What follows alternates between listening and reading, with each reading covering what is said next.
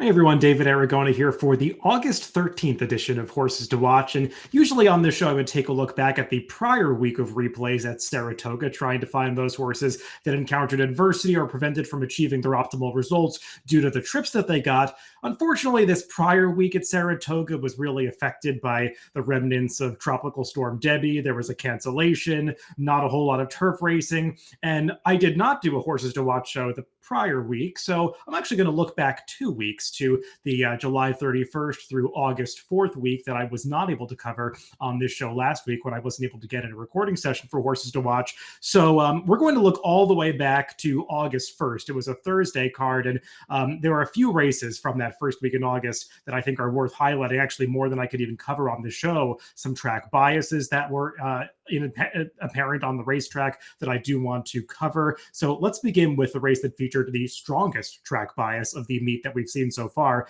That was that Thursday, August 1st card where we saw an extreme rail bias, and we're going to focus on one of the dirt races where a horse was significantly affected by that track bias. We'll break these runners from the gate for this eighth race, and the number 10 Baldassar is the runner that we want to focus on. You see them breaking out of the Wilson chute, going the 1 mile distance. This is a New York bred optional claimer, 45,000. Non-winners of two other than is the allowance condition for these state breds. And breaking from post 10, Baldassar really had no chance to get towards the inside, which is where you needed to be to have success on this April 1st card at Saratoga. And you're going to notice as this race unfolds that horses who do get rail position are those that have success in this race. The number 3, who is Dr. Kraft, he is ultimately going to finish second in this race and looks for a long way like he might win, just riding the rail every step of the way. The horse that actually does get the victory is the number 4. He's off the screen right now, but you're going to see him make a long, sustained run up that rail path, really never leaving the inside to ultimately get the victory. So like I said, staying on that path closest to the inside rail was really yielding success throughout the day on August 1st. And Baldassar, not only is he wide against that rail bias, he was about 3 wide on the backstretch of having to angle over from post 10,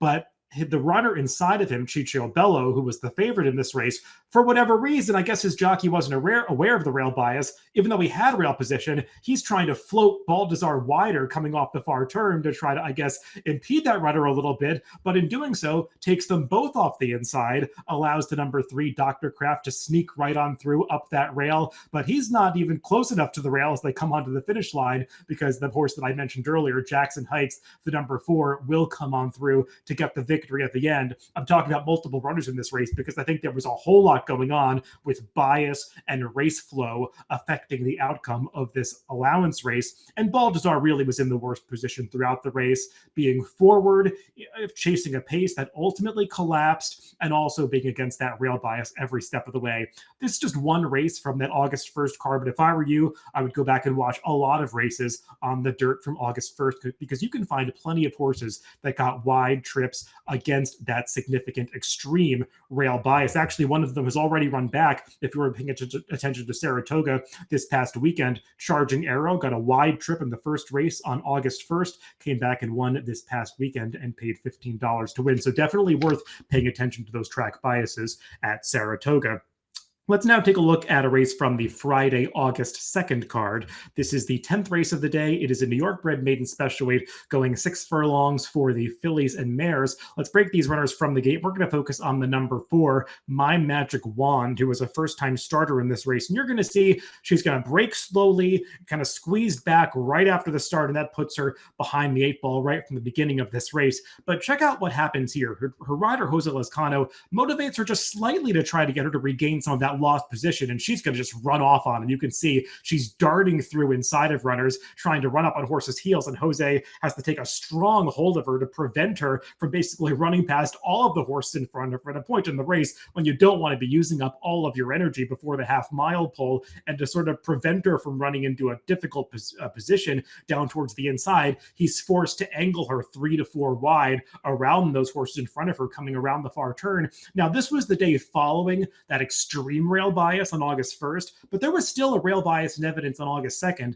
not as pronounced as it was the prior day, but we still saw horses that had inside position doing the best running, and you could see that play out in this race as the number 9 Geopolitics and the number 1 Evaluation are going to be the two horses that fight it out to the finish after riding the rail early in the race and all the way around that far turn. My magic wand before, you can see she's in about 4th place now, ultimately going to fade to 5th in this race. I just think that unprofessionalism that she showed at the start and then down the backstretch, using all of that energy at an inopportune time in the race, I think just really took away any finish that she could have produced through the stretch of this race. So she's one that I would definitely want to give another chance to. Second time out, her trainer Greg Sacco, one who sometimes will send out horses that need a start. This one definitely did, and I think she's going to really benefit from this debut experience.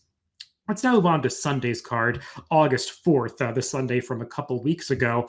And we're going to talk about 2 races from this card. The first is the 4th race of the day. It's a maiden claiming event, $40,000 is the tag, going 1 mile and a 16th on the inner turf course. Let's break these runners from the gate. We're going to focus on the number 2 is Siciliano. This is a horse who was coming up from Florida for trainer Antonio Sano, and one that had gotten some trips racing down in Florida. A difficult horse to ride at times. He was getting a positive rider upgrade to Javier Castellano this day, but you can see what happens heading into the clubhouse turn right here. He is down towards the inside, and he's going to have to check hard off heels right about here. He's in that right about mid-pack with those white and purple blocks, and he's going to have to angle off the inside, and he really steadies hard heading into that clubhouse turn and really costs him some significant momentum at that point of the race, and really just upsetting a horse like this who wants to get into a nice rhythm and flow. He has a big lumbering sort of horse who really needs to build up that momentum throughout the race and make a long sustained run, and you just never want to see horses like that get stopped or get checked and steadied. That typically is especially detrimental to those types. Siciliano was able to settle into a better trip thereafter. He was saving ground towards the inside, and he's ultimately going to follow the winner of this race, Kickabuck, up through along the inside. He just doesn't have the push-button acceleration of that horse. Like I said, he's more of that lumbering one pace type. It takes him a longer time to build up to top speed and get going through the second half of these races. And you're going to see Javier Castellano starts to motivate him here. He's not really responding just yet. It looks like at this point in the race like he's going nowhere. He might actually plummet towards the back of the pack. But once he gets into mid-stretch, he's able to start to gain some momentum. Javier is going to be able to angle him off the inside right about here. And as soon as this horse finds some daylight and gets off the rail, he's going to actually pick up his stride. He's almost going to get up for second by the time they reach the wire for this race. He finishes 5th, but it's sort of a blanket finish across the wire for those 2nd through 5th positions behind the much the best winner, Kickabuck. But you could see Siciliano is making up ground towards the end of this race. So he's one that I think definitely is better than this result would indicate. I would say he's even better than some of the results that he achieved in South Florida down at Gulfstream. So he's a horse that I would definitely give another shot to if he shows up in the entry box again for another one of these maiden claiming races at Saratoga.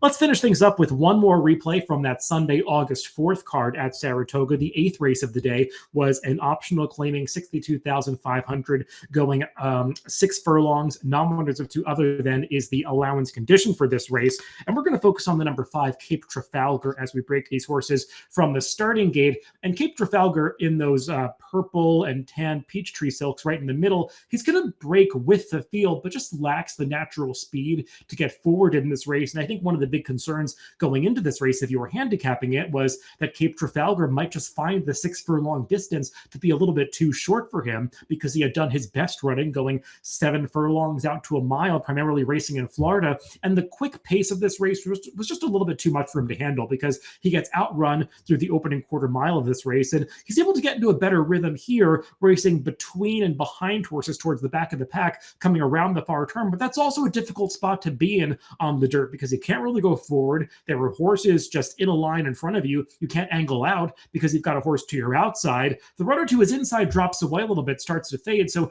Dylan Davis on Cape Trafalgar, his only real option to find a clear path is to alter course back down towards the rail path, which he does right here. And while the rail was no advantage on this day, he is able to get daylight down towards the inside, but that's really not the place that you want to be trying to make up ground, especially in a race where you've got a tiring front runner like the number 8 coming back into your face. horses are only going to run as fast as those that are around them in most occasions. They're herd and pack animals, and trying to close inside of a horse that's going in the wrong direction is typically not the optimal strategy to build up the momentum to actually win a race. So Cape Trafalgar just really in the wrong position throughout every step of this race. You could also see coming to the quarter pole, he was kind of reacting badly to the kickback, and that can sometimes happen when you've got a field that's bunched like that and a horse that kind of is having trouble keeping up at a certain point in the race with horses on either side of him or in front of him. So I just think Cape Trafalgar is a lot better than his 7th place result might indicate, just looking at the running line of this race and having subtle trouble that might not really show up in the running line when this horse comes back for his next race. And I do think he is a lot better than this finish would indicate. And 7 furlongs, even a mile out of the Wilson chute, would be ideal for a horse like this, who is going out for one of the hottest barns on the grounds in Saffie Joseph. So those are all the horses to watch for this week. If you want to watch or follow any of these horses moving forward, you can add them to your horse watch on DRF.com. Just add them to the list under your account, and you'll get email notifications when these horses run back in the future. You can also go into your DRF formulator or Timeform USPPs into the notes feature in both of those past performance products and write in your own trip notes for these horses. And those trip notes that you make for either this horse or the day, you can put in bias notes for the entire card. Those notes will show up in the past performances when these horses are entered back and you're handicapping future races that include any runners from these days. So everybody, thanks for tuning in to Horses to Watch this week. I'll be back with another batch of replays to analyze next Tuesday.